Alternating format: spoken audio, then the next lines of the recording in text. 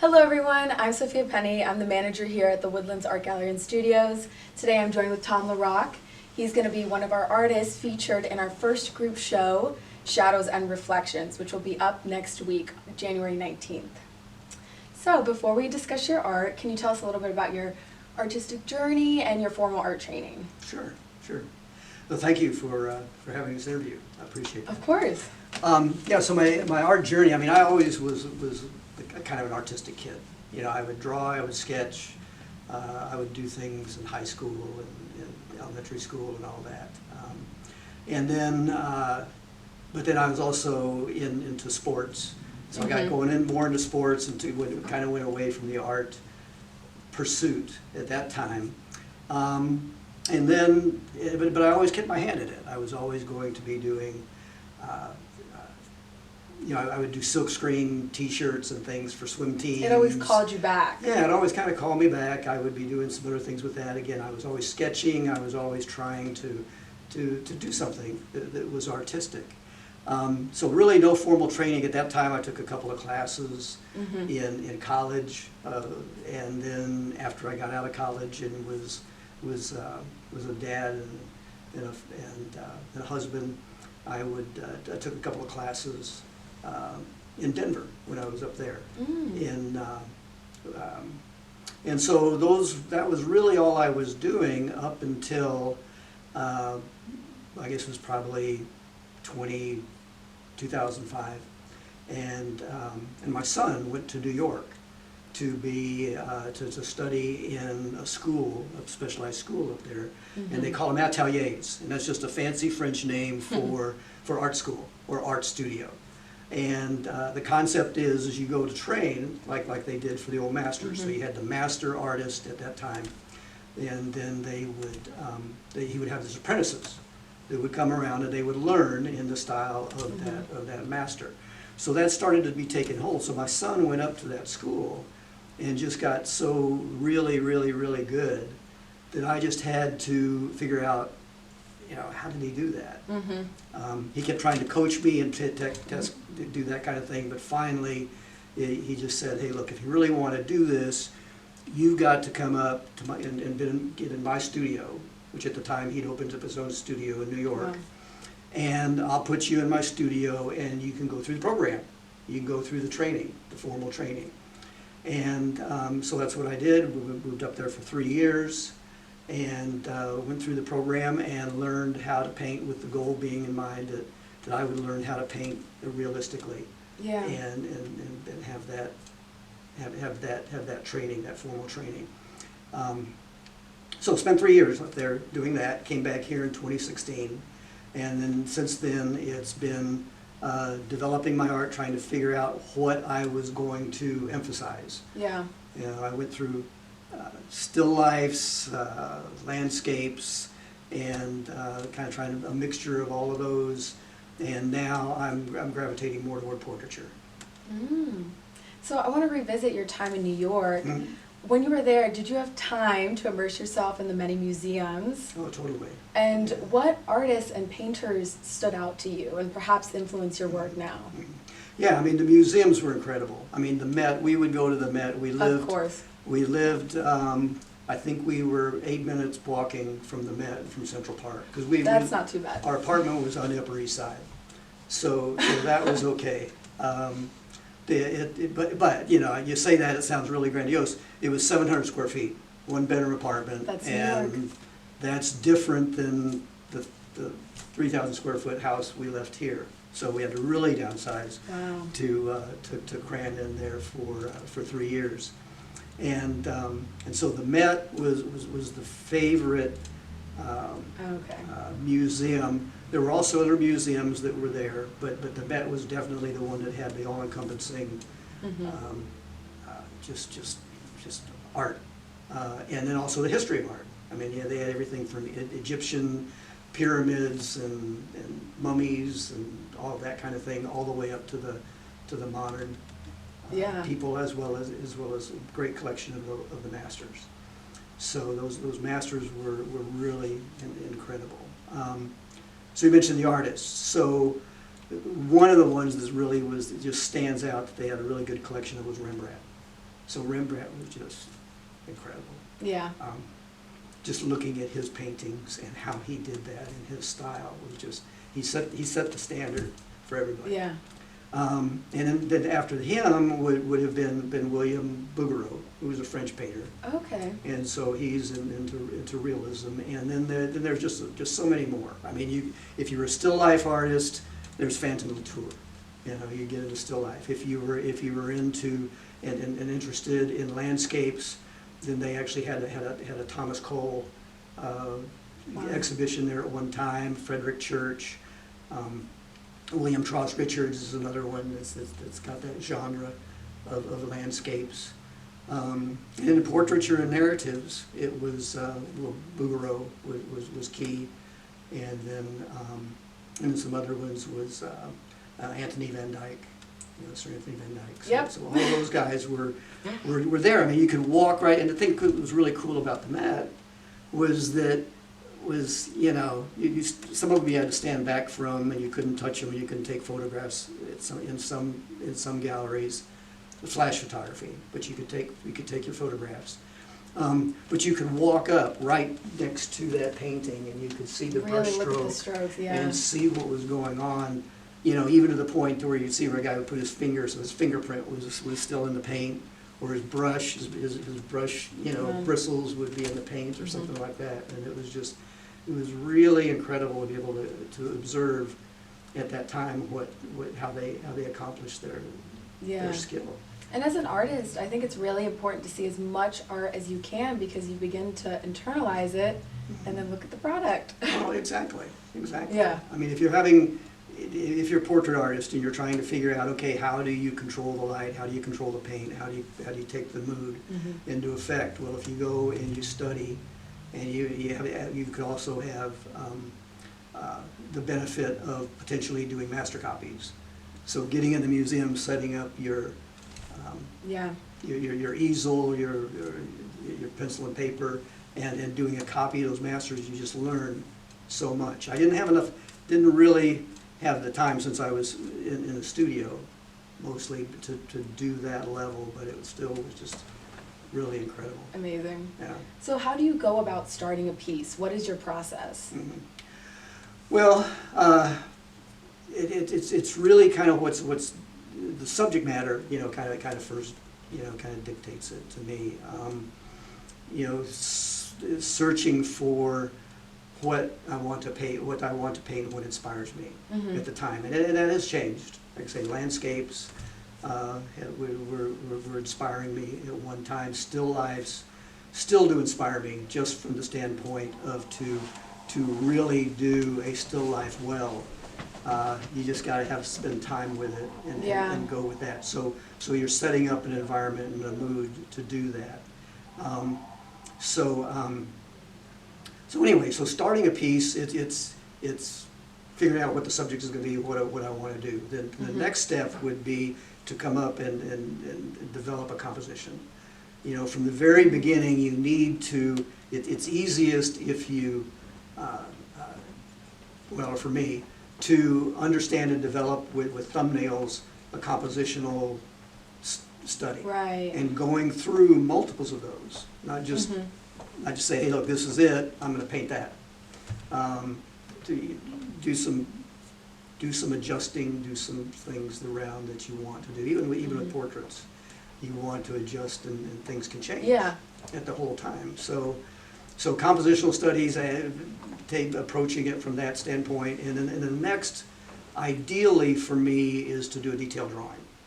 So if I can get the drawing detailed first, and so that means either doing a charcoal or a graphite drawing of that, pencil on paper, again, proving out the concept of what I've developed in the compositions, and like I say, just perfect the drawing first, and then after that, transferring the drawing to canvas, and then from there, it's just painting.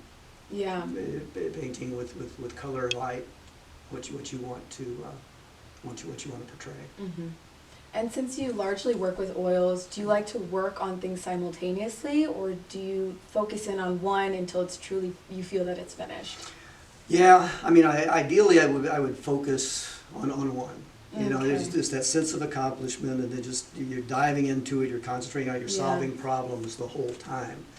Um, and as I paint, and paint in oils, I paint very thinly. So the oil that I have pretty much will dry from day to day. So I'm Okay. able to go into it the next day. Sort of like what I mean, acrylic painter would be able to paint and go into that same day and put multiple layers and build it up from there. But for me, I usually have to wait 1 or 2 days before I go back into the work Yeah. and start to finish it out.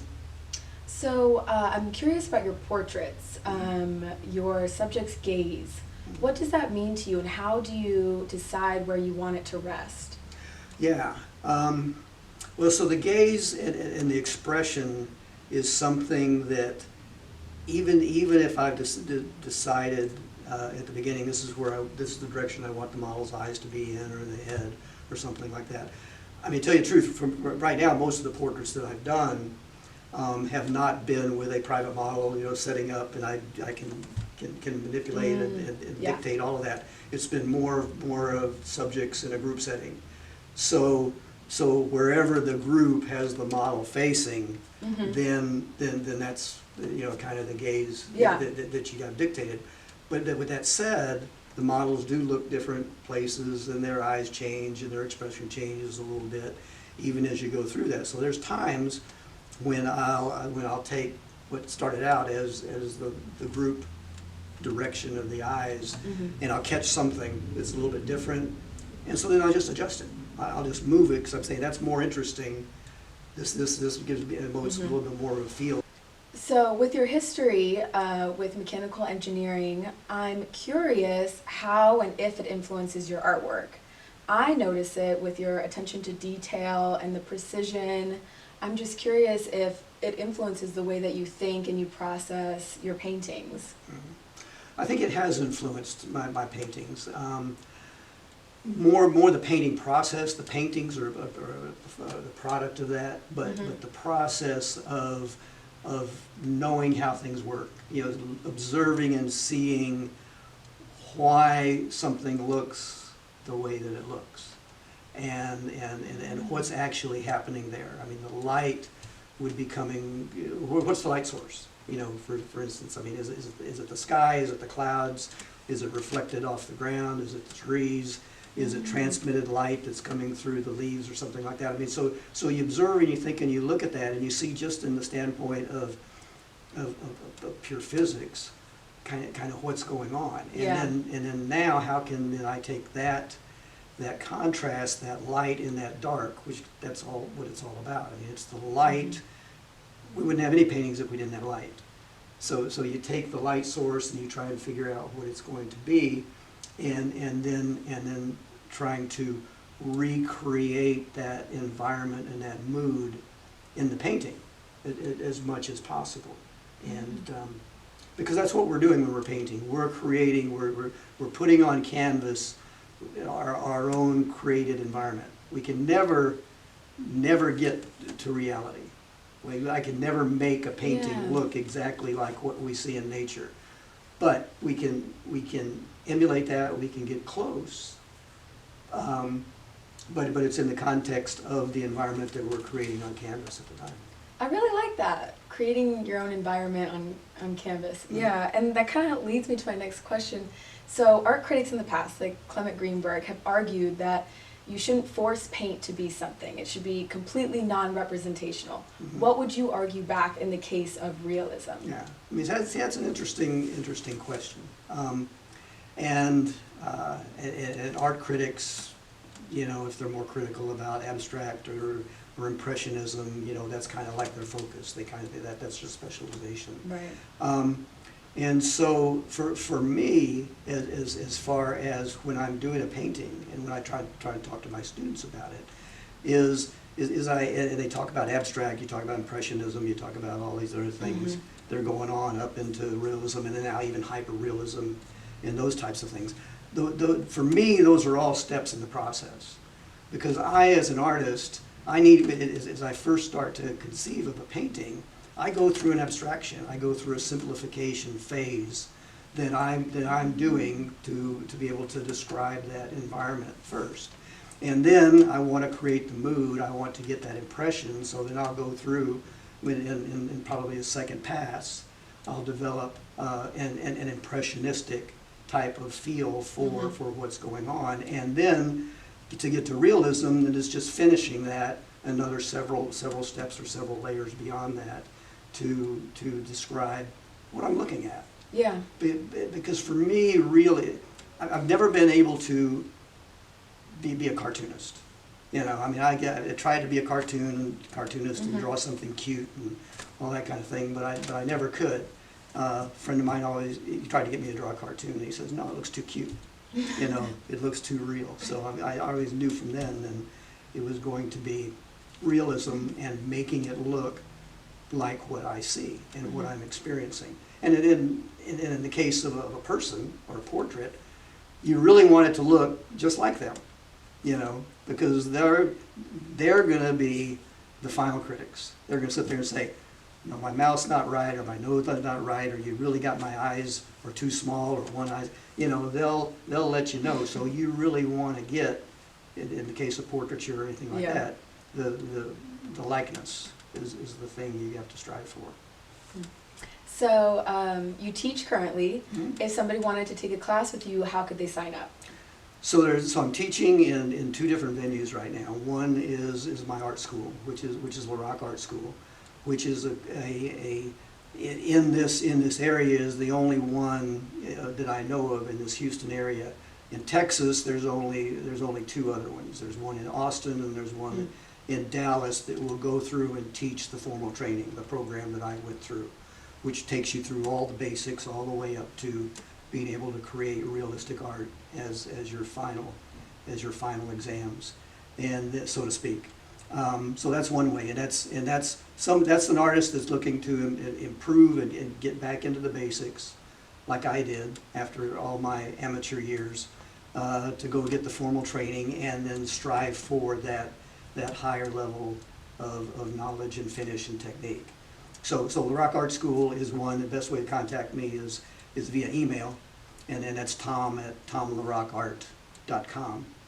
And then I also teach at the Woodlands Art League on Thursdays. So I have a 1 o'clock class and a 6 o'clock class, and so those are still based somewhat in doing good drawing and then going through the painting, but it's more flexible around what the student is actually wanting to accomplish. If they got a project they're working on and they want to come in and work on that, get critiques, get help, work through the problems, then they can sign up through the Woodlands Art League.